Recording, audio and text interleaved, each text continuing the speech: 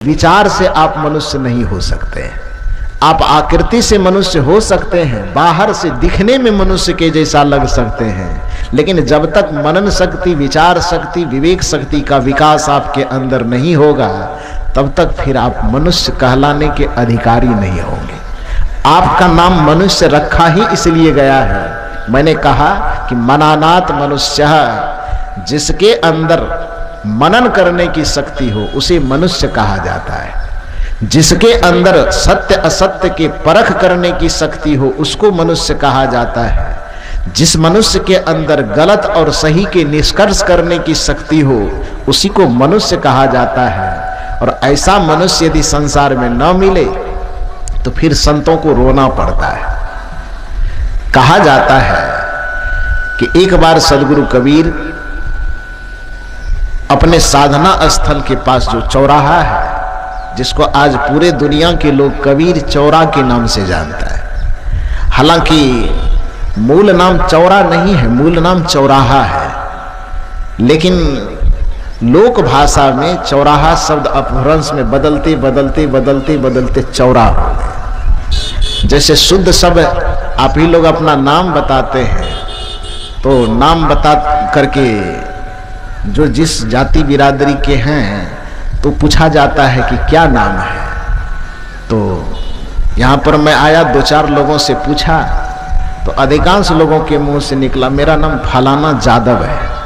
तो जादव कोई शब्द तो नहीं है, शब्द है यादव, है ना। लेकिन लोक भाषा में बोलते बोलते बोलते बोलते प्रचलित हो जाता है तो यादव शब्द मूल शब्द है यादव और बन जाता है जादव। उसी तरह से लोक में प्रचलित होते होते बातें जब अपभ्रंश में प्रयुक्त होने लगती है तो शब्द बिगड़ जाता है। उस शब्द का, जादव शब्द का कोई अर्थ नहीं है। डिक्शनरी में खोज करके निकालिएगा तो जादव शब्द ही नहीं मिलेगा, वहां यादव शब्द मिलेगा। उसी तरह से कबीर साहब जहां रहते थे उसके आसपास में जो एक चौराहा है बड़े नजदीक में, तो उसको जब कबीर साहब प्रचलित संत हो गए तो चूंकि उसी गली में उनका घर पड़ता था तो उस चौराहा का नाम कबीर चौराहा हो गया। लेकिन गांव देहात इधर इधर से लोग आते जाते बोल चाल करते करते करते चौराहा शब्द गौण हो गया और शब्द प्रचलित हो गया चौरा, नाम हो गया कबीर चौरा। लेकिन मूल अर्थ है कबीर चौराहा। चूंकि वहां चार रास्ते मिलते हैं इसीलिए उसको चौराहा बोला जाता है। तो उसी चौराहे पर कबीर साहब एक दिन बैठ करके रो रहे थे। तो कबीर साहब को रोते देख करके जो अगल बगल के पंडित थे, चूंकि पंडित जी को कबीर साहब के पास बुलाने की तो कोई जरूरत थी नहीं, वो नजदीक में ही थे। मैं गया हूं कई बार, और साहब जी तो काशी में रहे ही हैं तो पता है। तो जहां कबीर साहब का साधना स्थली है उस स्थल पर जाने के लिए जिस किसी भी गली से आप गुजरेंगे तो कम से कम 100-200 पंडित के घर के बीचों बीच होके गुजरना होगा, तब कबीर साहब के स्थान पे आप पहुंचेंगे। दाएं भी पंडितों का घर, बाएं भी पंडितों का घर, बीच में गली है, उस गली से होकर के आप जाइए। और पंडित भी साधारण साधारण नहीं, जितने घर हैं, मैं जब गया हूं तो देखा हूं कि जितने भी घर बने हुए हैं सबके घर के आगे में नेम प्लेट लगा हुआ है और उस नेम पर फलाना ओझा वेदांताचार्य, संस्कृताचार्य, फलाना मिश्रा नृत्याचार्य, रामायणाचार्य, तो फलाना जिस किसी का भी नाम लिखा हुआ है उसमें कुछ न कुछ विशेषता है। और ऐसे विशेष पंडितों की बिरादरी के बीच में कबीर साहब रहते थे और वहां पर उनकी कमी को निकाल निकाल करके ललकारते थे। तो वो भी तो ताक में होंगे ना, ये कबीर साहब भी कोई फेरा में पड़े तो हम लोग भी मजाक उड़ाएंगे। इस ताका झांकी में तो वो लोग रहते हैं। संजोग पड़ गया कि एक दिन कबीर साहब भी चौराहे पर बैठ करके आंसू बहा रहे थे। कोई पंडित देख लिया होगा बगल से, आपस में जाकर के दूसरे पंडित से कहता है कि सब दिन दूसरे का मजाक उड़ाता था, आज कबीर साहब कोई फेरा में पड़े हैं, रो रहे हैं। यह बात धीरे धीरे एक से दूसरे के, दूसरे से तीसरे के कानों कान पूरे मोहल्ले में खबर फैल गई कि कबीर साहब रो रहे हैं। सब लोग जमात बना करके चौराहे पर आए और अकेले नहीं आए। कहा जाता है कि जब किसी विशेष बलवान विरोधी को पछाड़ना होता है तो कट्टर विरोधी भी आपस में दोस्त बन जाता है। तो जिस पंडित को मौलवी से कभी पटरी नहीं खाता था, आज कबीर साहब को रोते देख करके पंडित को लगा कि अकेले से संभलेगा नहीं कबीर साहब, मौलवी जी को भी साथ में ले लेते। अब मौलवी को भी जाके कई बार, जानते हैं इतना दिन से हमको भी कबीर साहब ने चिढ़ाया है और आपको भी कबीर साहब ने चिढ़ाया है। आज कबीर साहब कोई मुसीबत में फंसे हैं और रो रहे हैं, तो ऐसा मौका मिलेगा नहीं दोबारा। दोनों बिरादरी मिल करके चलिए और आज कबीर साहब से चिढ़ाने का बदला ले लेंगे। हम लोग भी चिढ़ाएंगे।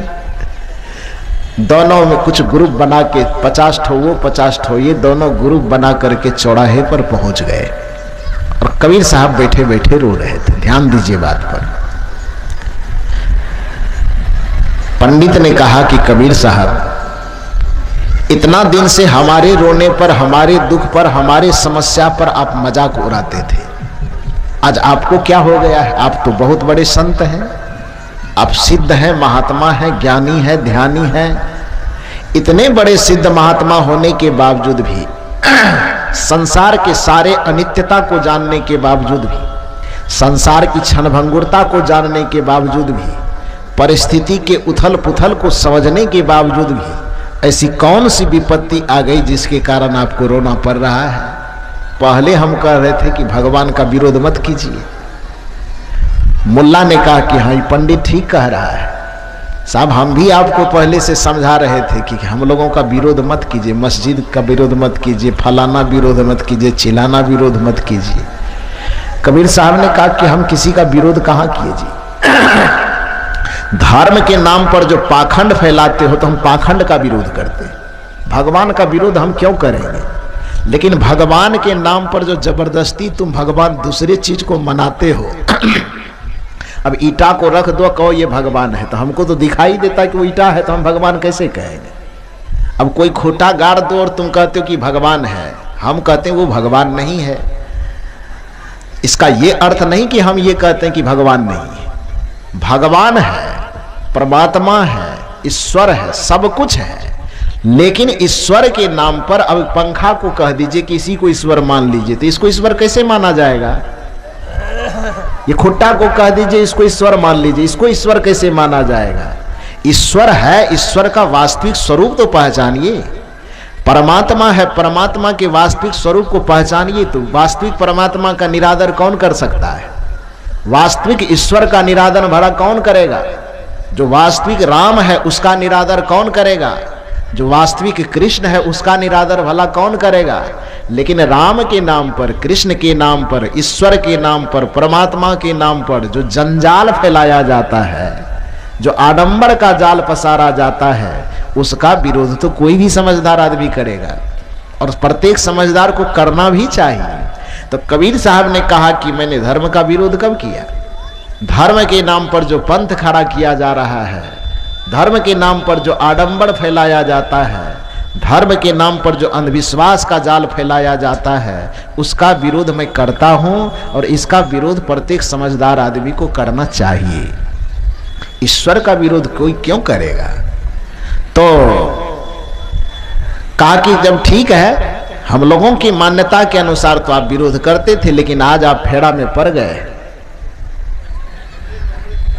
आज आप फेरा में पड़ गए हैं, तो आप बताइए कि क्यों रो रहे हैं? कबीर साहब ने कहा कि मैं अपने व्यक्तिगत समस्या से नहीं रो रहा, मैं अपने लिए नहीं रोता हूं। कोई भी संत अपने लिए नहीं रोते। पर दुख द्रवहि सो संत पुनीता गोस्वामी तुलसीदास जी ने कहा कि दूसरे के दुख को द्रवित देख करके जो द्रवित हो जाए, दूसरे के दुख को देख करके जिसका हृदय करुणा से पिघल जाए, दूसरे के हृदय को, दूसरे के दुख को देख करके जिसका हृदय ममता से उमड़ पड़े, उसको संत कहा जाता है। और सदगुरु कबीर तो संतों के सम्राट थे। भला वो दूसरे के दुख को देख करके उसका हृदय कैसे प्रसन्न रह सकता है? दूसरी संपूर्ण मानवता की पीड़ा को देख करके कबीर कैसे ठहाका लगा सकते हैं? उनसे रोना तो पड़ेगा। वो रो रहे हैं। कबीर साहब ने कहा कि मैं अपने लिए नहीं रोता हूं। पंडित और मुल्ला जो संगठन बना करके गए थे कबीर साहब को चिढ़ाने के लिए, दोनों के कान खड़े हो गए। दोनों पूछते हैं कि साहब यदि आप अपने लिए नहीं रो रहे हैं, आपके रोने का वजह क्या है? क्यों रो रहे हैं आप? ध्यान से सुनिए। कबीर साहब ने कहा कि हे पंडित, हे मौलवी, रोते आप भी हैं, रोते हम भी हैं, लेकिन आपके रोने में और हमारे रोने में फर्क है। कहा क्या फर्क है? कबीर साहब ने कहा, कबीर साहब के अनुगामी किसी विचारक ने कहा कि पंडित दुखी भगवान नहीं मिलता। पंडित के दुख का कारण है कि वो दिन रात भगवान के खोज में, भगवान के पूजा में लगे रहते हैं, लेकिन फिर भी उसको आज तक भगवान नहीं मिला।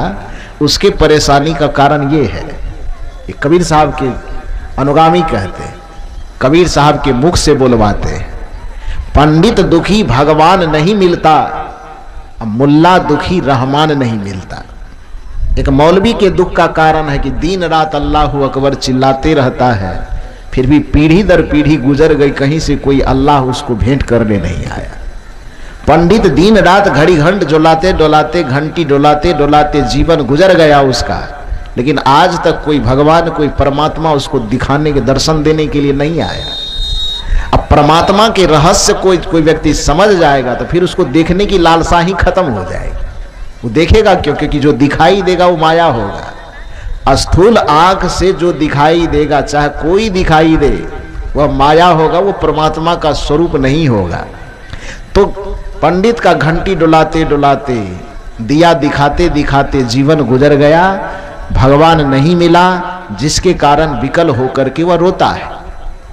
मौलवी अल्लाह अकबर पुकारते पुकारते जीवन उसका गुजर गया, जिभ्या में उसकी छाला पड़ गए, लेकिन उसके बावजूद भी कोई अल्लाह खुदा उसको दर्शन देने के लिए नहीं आया।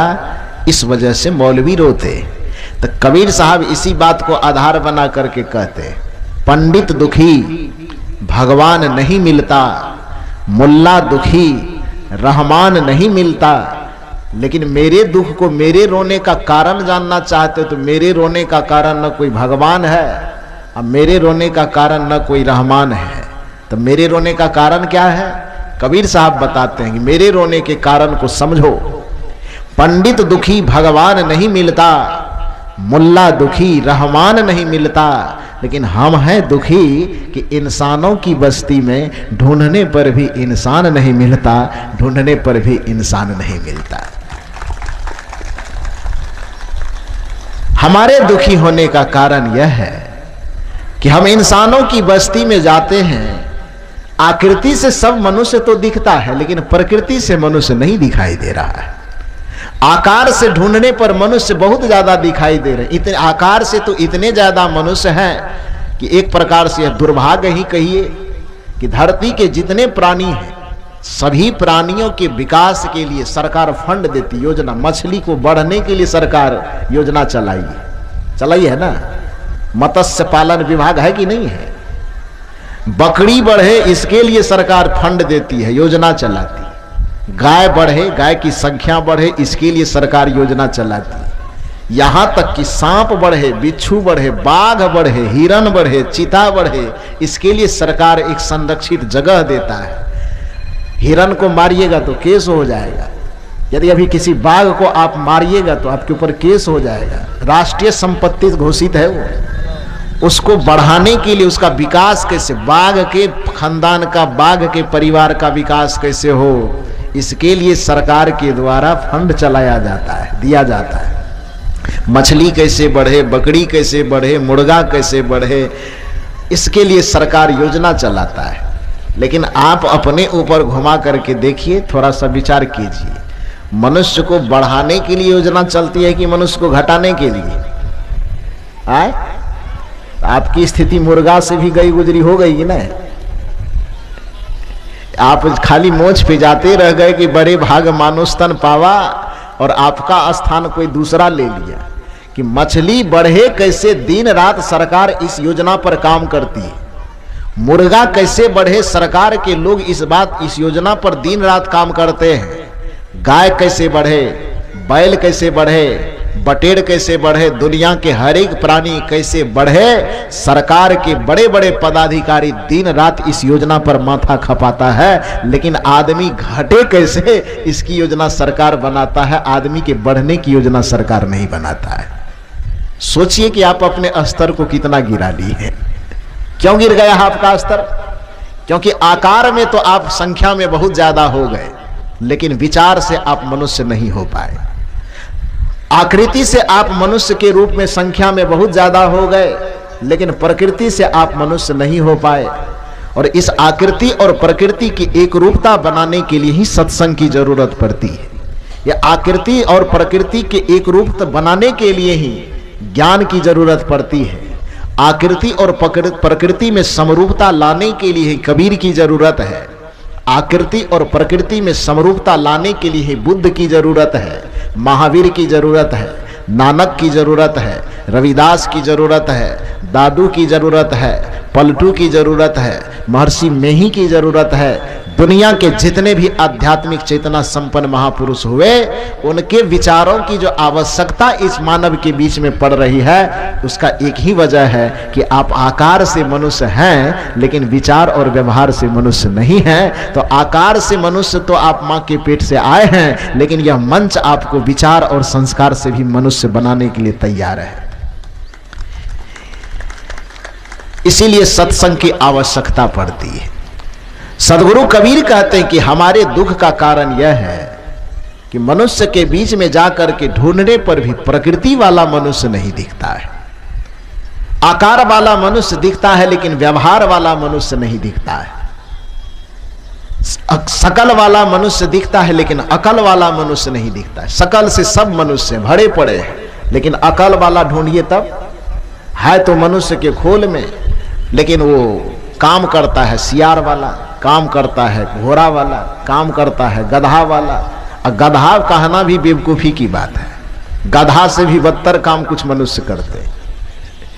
आप बुरा मत मानिएगा, क्षमा कीजिएगा, लेकिन चूंकि दिन रात हम लोगों के बीच में रहते, कुछ मनुष्य के कर्तव्य कर्म ऐसे ऐसे होते हैं कि उसके जीवन जीने का स्तर गधा से भी नीचे होता है। इसको मैं नहीं कह रहा हूं, एक कहानी से सुनिए, बात समझ में आ जाए। एक बार की बात है, दो गधा ये बगल में चढ़ रहा था। रसलपुर की ही बात है, आप लोग नहीं देखे होंगे, हम दूरबीन लगा के देख लिए थे, इसलिए पता है, आपको बता रहा हूं। दो गधा रसलपुर में चढ़ रहा था, मकई खेत के बगल में। देखे थे आप लोग कोई इसमें से? नहीं देखे थे, दूरबीन नहीं है, हम देखे थे। लेकिन कहने का अभिप्राय है कि दो गधा चढ़ रहा था कहीं पर। संजोग की बात है कि दोनों के आपस में किसी कारण से अनबन हो गई, बकझक दोनों में। तो एक दूसरे को एक लात उसको मार दिया, तो दूसरा गधा दूसरे को लात मार दिया। लात मारते मारते दोनों में बकझक हुआ। बकझक होने के बाद गाली गलौज हुई। जब आदमी गुस्सा आने पर गाली गलौज करता है तो गधा ही है, वो गाली दे तो फिर क्या दिक्कत है। तो दोनों में आवेश में आकर के एक दूसरे के बीच गाली गलौज की शुरुआत हुई। उसका आपस का जो भी गाली होगा वो एक दूसरे को देते देते देते देते बात जब हद से ज्यादा आगे बढ़ गई, तो उसमें से एक गधा कहता है, चुप मनुष्य के औलाद कहीं का। हम मनुष्य जब गुस्सा में आते हैं, आवेश में ज्यादा आते, तो किसी को गधा के औलाद कह करके गाली देते हैं ना, या गधा कह करके गाली देते हैं। कोई बेवकूफी करता है, चुप गधा कहीं के, कहते हैं ना। तो उस गधे के बीच में जब आपस में लड़ाई हुई, तो लड़ाई करते करते आपस में पता नहीं कितनी गालियां दिए होंगे, लेकिन जब आवेश हद से ज्यादा बढ़ गई, तो उसमें से एक गधा ने कहा, चुप मनुष्य के औलाद कहीं का, गाली दिया। यह बात इतनी ज्यादा बढ़ी कि कहा बस करो, अब यहां फैसला नहीं होगा, गधे की बिरादरी को बुलाओ और उस गधे का जो सरपंच और मुखिया होगा उसको भी बैठाओ, और उसके बीच में पहले पंचायती होगी, जुर्माना लगेगा, और उसके बीच में दंड दिया जाएगा। आया, जिसको गाली दी गई थी उसने पूरी बिरादरी को बैठाया, उसके जो सरपंच मुखिया रहे होंगे उसको भी बुलाया, और बुला करके इस बात की चर्चा शुरू हुई। कहा आखिर इतनी कौन सी बड़ी बात हो गई कि पंचायती बैठाने की नौबत आ गई। आज तक हम लोगों की बिरादरी में कभी किसी के ऊपर कोई पंचायती नहीं बैठी है। आखिर आज ऐसा कौन सा पहाड़ टूट पड़ा। तो जिसको गाली दी गई थी उस गधे ने कहा कि सभी पंचों से निवेदन है कि मेरी बात को गौर से सुनिए। ठीक है, बोलिए। सुनाया जा रहा है कि आज तक ऐसी घटना घटी नहीं थी जो पंचायती बैठाने की नौबत आवे। कहा हुआ क्या? कहा हम दोनों के बीच में झगड़ा हो गया। हम दोनों एक जगह चढ़ रहे थे, घास खा रहे थे, किसी कारण से हम दोनों के बीच में झगड़ा हो गया, मारा मारी सब हुई, गाली गलौज भी हुआ, वो भी हमको गाली दिया, हम भी उसको गाली दिए। लेकिन बात पंचायती तक इसलिए आ गई कि गाली के स्तर को इसने इतना नीचा गिरा दिया कि हमको कह दिया चुप मनुष्य के औलाद कहेगा। तो गधा के जो मुखिया था उन्होंने कहा कि इसमें मुंह लटकाने की क्या बात है, कि मनुष्य के औलाद होना तो बड़े गर्व की बात है। क्योंकि शंकराचार्य कहते हैं दुर्लभम त्रिमेवेत्वम देवातुकं हेतुकं मनुष्यत्वम मोक्षत्वम एवं महापुरुष संश्रयः, कि मानव का शरीर मिलना, सच्चे संत और सदगुरु का मिलना और मन में मोक्ष पद की भावना का जग जाना, इससे ज्यादा दुर्लभ चीज इस संसार में कुछ नहीं है। सदगुरु कबीर भी इसका समर्थन करते हैं। मानव तन सदगुरु मिलन मोक्ष हो इच्छा हो, दुर्लभ तीनों जगत में पाय सुयोग न खो। उस गधे ने कहा कि जिस बात का समर्थन शंकराचार्य कर रहे हो, जिस बात का समर्थन कबीर कर रहे हो, जिस मानव तन की विशेषता बताने में गोस्वामी जी अपना कलम घिस रहे हो कि बड़े भाग्य मानुष तन पावा, सुर दुर्लभ सद ग्रंथ ही गावा। तो जितने संत, जितने आचार्य, जितने महंत हैं, वो सब तो मनुष्य तन की बड़ी महिमा गाए हैं। और इसने गाली स्वरूप ही तुमको इतना बड़ा विशेषण दे दिया कि मनुष्य का औलाद कहा, तो तुमको तो बड़ा गौरवान्वित होना चाहिए। तो बड़ी अच्छी बात कहा। जिसको गाली मिली थी उस गधे ने कहा मुखिया जी आपका भी दिमाग सठिया गया है क्या? इसने मुझे मनुष्य का औलाद कहा, मुझे बहुत बुरा लगा, और आप कहते हैं कि बहुत अच्छी बात कहा।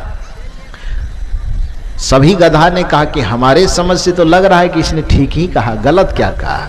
मनुष्य कह दिया तो और गौरवान्वित होना चाहिए, इसमें शर्मनाक बात क्या है?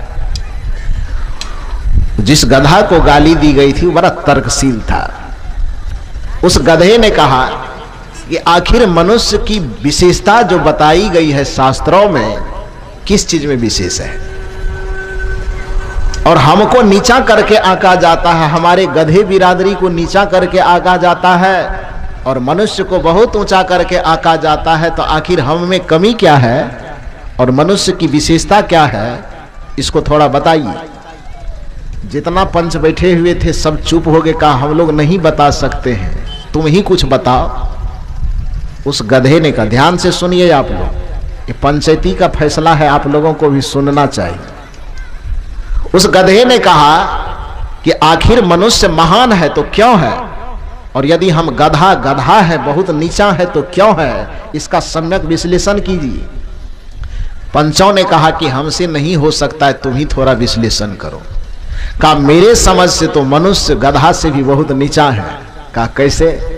कहा कैसे नहीं, तो आप एक बात बताइए, दिन रात लोगों के हाथ में पेपर आता है, दिन रात लोगों के घर में टीवी चलता है, क्या किसी टीवी चैनल के न्यूज पर आपने ये सुना है कि एक गधा किसी के घर में घुस करके डकैती कर लिया है?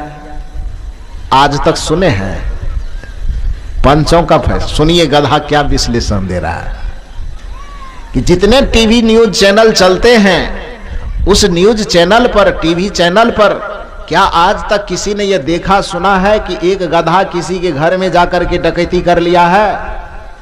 कहा नहीं सुना है। कहा किसी ने यह सुना है कि एक गधा ने किसी का जाकर के बलात्कार कर दिया है? कहा नहीं सुना है। कहा आज तक किसी ने सुना है कि एक गधा शराब पी करके बगल के नाली में घोलटा हुआ है? आप लोग सुने हैं क्या रसलपुर वालों? एक गधा दारू पी करके कहीं नाली में घोलटा हुआ है, ये सुने हैं कहीं? नहीं सुने। गधा अपना बयान दे रहा है, सुनिए, वकालत कर रहा है वो। गधा कह रहा कि आज तक किसी ने सुना है कि एक गधा किसी व्यक्ति के साथ या किसी गधे के साथ में बेईमानी किया है? एक गधा किसी दूसरे गधा का शोषण किया है? एक गधा किसी का उत्पीड़न किया है? एक गधा दूध में पानी मिलाया है? कहीं सुने हैं? एक गधा रात में जाकर के किसी का फसल चरा लिया है? ये कभी सुने हैं?